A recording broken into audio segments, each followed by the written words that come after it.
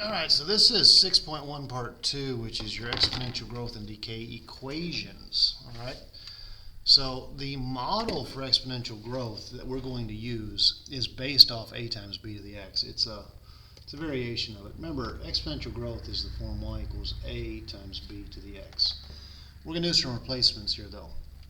Y is going to become the amount after time passes.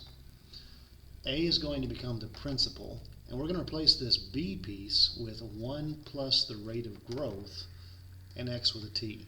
It's still the same layout, okay? It just looks a little bit different.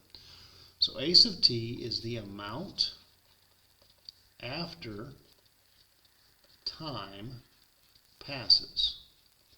That's what it stands for, the amount. R is the rate of change as a decimal.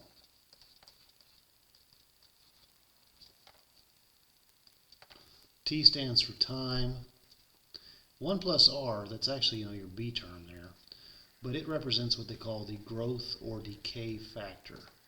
But here it's the growth because this is a growth equation. It's the growth factor. All right, here's the same thing with decay. The amount after time passes is the principal times 1 minus R to the T. I don't even think I ever talked about what P was on the last slide. P is the initial amount.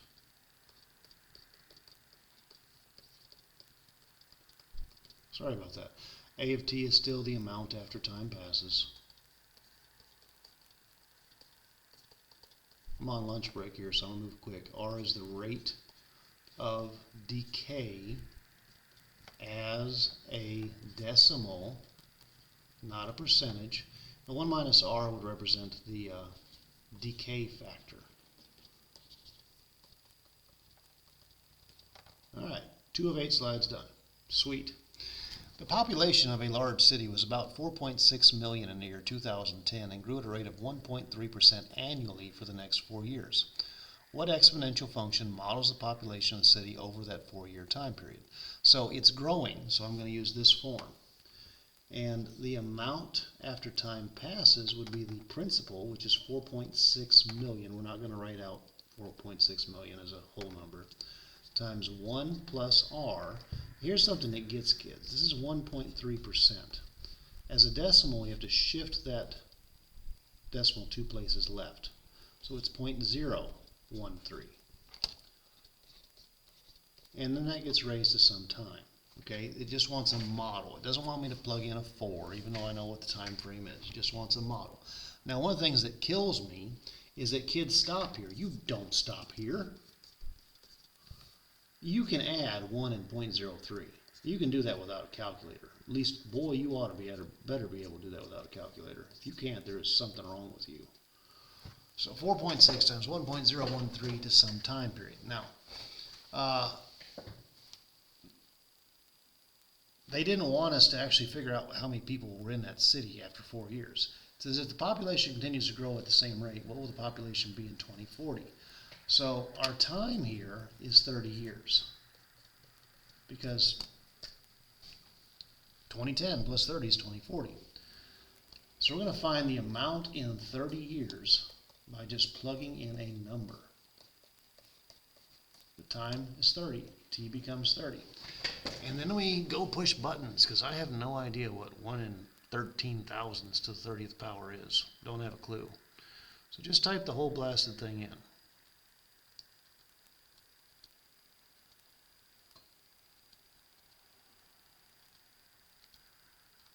And there you go.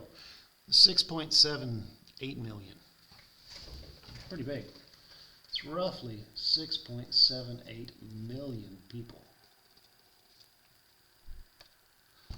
All right, moving on. A car was purchased for $24,000. The function y equals 0.8 or 8/10 raised to the x can be used to model the value of the car in thousands of dollars X years after its purchase. Does the function represent growth or decay? Decay. Because you're multiplying by 8/10. You're going to get smaller. Okay, you're taking 80% of it. What is the decay factor? Well, remember that in your form, y equals, sorry, not y equals, different class. the amount after time passes, the principal times 1 minus r to the t. This piece right here is the decay factor. It's that guy right there. 0.8 equals 1 minus r. This is a pretty easy thing to do. We subtract 1, we get negative 0.2. We divide out the negativity, and the rate is 0.2. And that's a decay rate. And I guess I should have said this was 0.8. But anyways, I was doing too much. That's 0.2. Graph the function on a reasonable domain. What do the y-intercept and asymptote represent? When will the value of the car be about $5,000? So, let's talk about what they're wanting us to do. They want to know when the car hits $5,000. That's your output. 5,000 equals 24 times, I'm just using parentheses here, 0.8 to the x. We're going to y1 and y2 this thing. There's a lot of questions they have on it. Let's see here. I've got a 5,000 in y1. I've got a 24 times 8/10 raised to the x.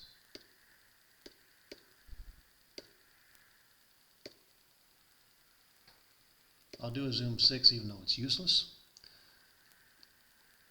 And I made a mistake too. I didn't need all those zeros. That's in thousands, right? So let me fix that little glitch. I need a 5.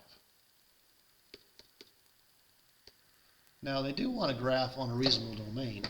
This car's initial value is $24,000. That's going to be when time is 0. So I actually need to look up at least 25 units. Oh, there it goes. Window. The y-max is going to be 25, so I can see it. I don't have enough time to do this during lunch. I don't know why I'm bothering. I'm going to finish this problem and then I'm going to pause because lunch is almost over. I was really hoping I could crank it out. But anyways, this y-intercept up here is the initial value of the car. That's where it starts. Y-intercept is the initial value of the car. The x-intercept is going to be way over here to the side. It's going to be when the car's value is 0.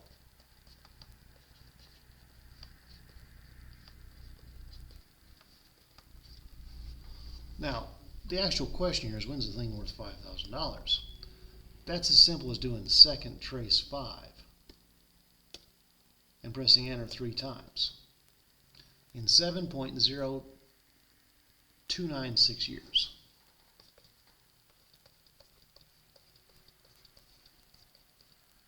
So roughly the 7th year, right? Good, I'm going to stop here because I don't have enough time to finish, and I was hoping to, but I'll just do 2 parts on this lecture.